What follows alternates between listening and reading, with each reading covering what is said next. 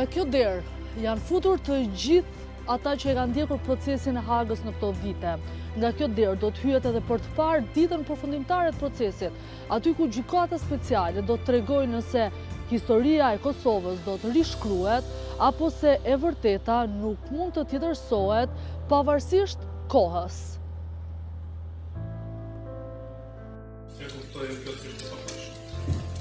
Tërësisht i pafajshëm. Tërësisht i pafajshëm.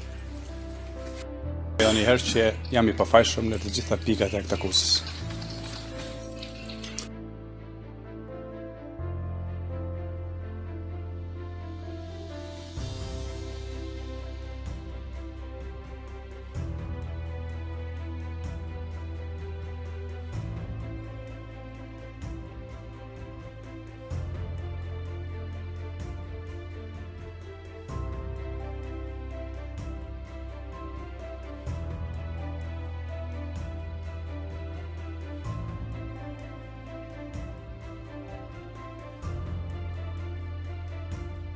Karvani i njerëzve të cilët largoheshin pa të drejtë nga vendi i tyre.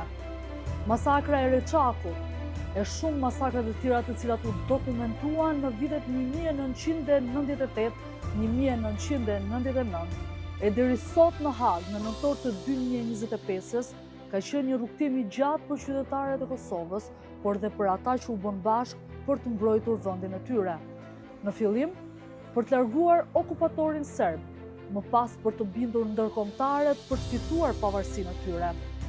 Një luftë e cila mori shumë jetë të padrejta, e më pas në luftën për të ndërtuar shtetin e shkatruar nga serbët, deri në 24 qershor të 2020-s, Hashim Thaçi, Kadri Veseli, Jakub Krasniqi e Recep Selimi nisi një luftë tjetër, atë të vërtetimit se qëllimet e tyre për luftuar për luftën e Kosovës kanë qenë të drejta dhe që nuk kanë kryer krime kundër njerëzimit apo krime lufte. Cilësimi i prokurorit të dhomat e specializuara se ne qenë kemi ndërmarrje kriminale e përbashkët, për mua, shokët e mi, familjen time, që luftuam gjatë, por dhe për kombin tonë nuk ka diçka ma fyse. Ishim dhe jemi ndërmarrje përbashkët qlirimtare. Kjo gjykat u ngrit aso kohë nga pretendime që prej muajsh tashmë senatori Dick Marty kishte ngritur në të gjitha instancat kryesore të Europës, se në kohën atyre viteve ku luftohej, ishte ngritur një shtëpi e verdhë ku trafikoheshin organet. Në 2007 ose 2008 kishte akuzën ndaj USHK-s për shitje organesh. Dhe unë personalisht atë e konsideroja të ishte thjesht disinformim. Gjykata speciale në akt akuzën që prokuria kishte dorëzuar nuk shfaqej asnjë moment ky pretendim. Të gjitha pretendimet për trafikimin e organeve nuk ishin përfshirë dhe Jack Smith kishte ngritur një akt akuzë të ngjashme me atë të Ramush Haradinajt, nga të cilën Tribunali i Hagës në fakt e kishte nxjerrë të pafajshëm. Kjo akt akuzë në 5 nëntor 2020 do të pësonte një rrjedhë të ngjarjeve të luftës së Kosovës dhe historisë së shtetit Kosovës. Por kjo akt akuzë dërguar nga Jack Smith në gjykatën speciale ndryshoi rrjedhën e ngjarjeve në Kosovë. Hashim Thaçi, aso kohë president, u detyrua të jap dorëheqjen për të vazhduar rrugën e tij me drejtësi. Kjo nuk është damtumir, por vetëm mirupafshim. Do të shihemi prap, do të dalim faqe bardhë. Ky është premtimi im për ju.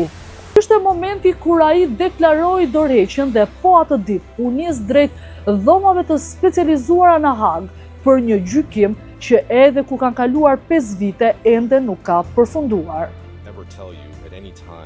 Atë ka thënë dikush në ndonjë kohë në 98-ën ose përpara qershorit të 99-s që zoti Thaçi mund të jetë përfshirë në tortura ose në abuzimet e tjera të drejtave të njerëzit. Përgjigje jo, asnjëherë askush nuk e ka tentuar të shështetëruar.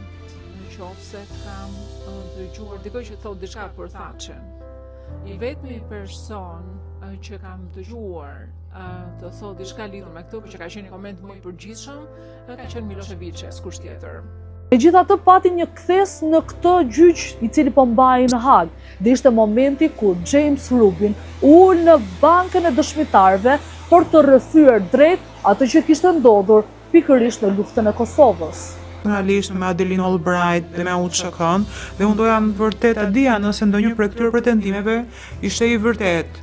Edhe her pas here ngriheshin pretendime të tilla, edhe unë po ju them që kemi punuar shumë, i kemi hetuar, askush prej akuzave lidhur me rolin e tij dhe udhëheqësit e UÇK-s apo akuzat tjera të Marrina, asgjë e vërtet. Deklaratat e tij, të cilat ishin deklarata që përfaqësonin dhe të gjitha veprimet që sekretarja e shtetit aso kohë Madeleine Albright kishte bërë dhe kërkuar dhe ai kishte zbatuar në emër të saj, tregonin qartësisht se kush ishte Hashim Thaçi dhe se si e vërteta në disa vite më parë, gjatë kohës kur prokuroria sillte dëshmitarët e saj, ishin krejt jashtë asaj që po dëgjonim nga rrëfimi i ndihmës sekretarit të shtetit. Është e rëndësishme që gjykata merret me krimet individuale. Prokuroria mund të vërtetojë vetëm krimet individuale.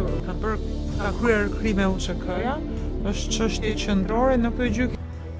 Padyshim momenti më deciziv i këtij procesit të gjatë ishte shfaqja e Wesley Clark, ati që kishte edhe marrë vendimin e momentit më të rëndësishëm të luftës Kosovës, bombardimit të Serbisë, një moment të cilin shumë shqiptarë kanë të rënjuar në historinë e memorisë së tyre si një nga momentet kur fuqitë botërore bën një hap të jashtëzakonshëm dhe morën vendimin drejt së drejtës.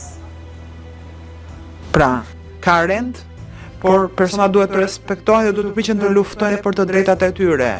Dhe këtë u përpoq të bënte UÇK-ja në fillimin e viteve 90, kur thjesht nuk pranuan shtypjen prej serbëve dhe bën të pamundurën për të rezistuar shtypjes prej serbëve.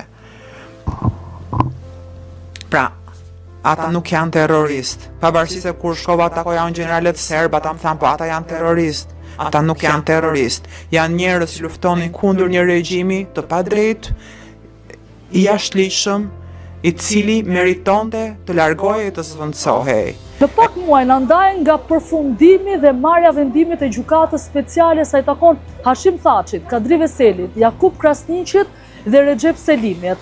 Do të tregoj kjo gjykatë se ka patur një devijim nga dita e parë e nisjes së saj dhe se historia nuk mund të rishkruhet. Për këtë do të na duhet të presim deri në muajin e ardhshëm të vitit 2026.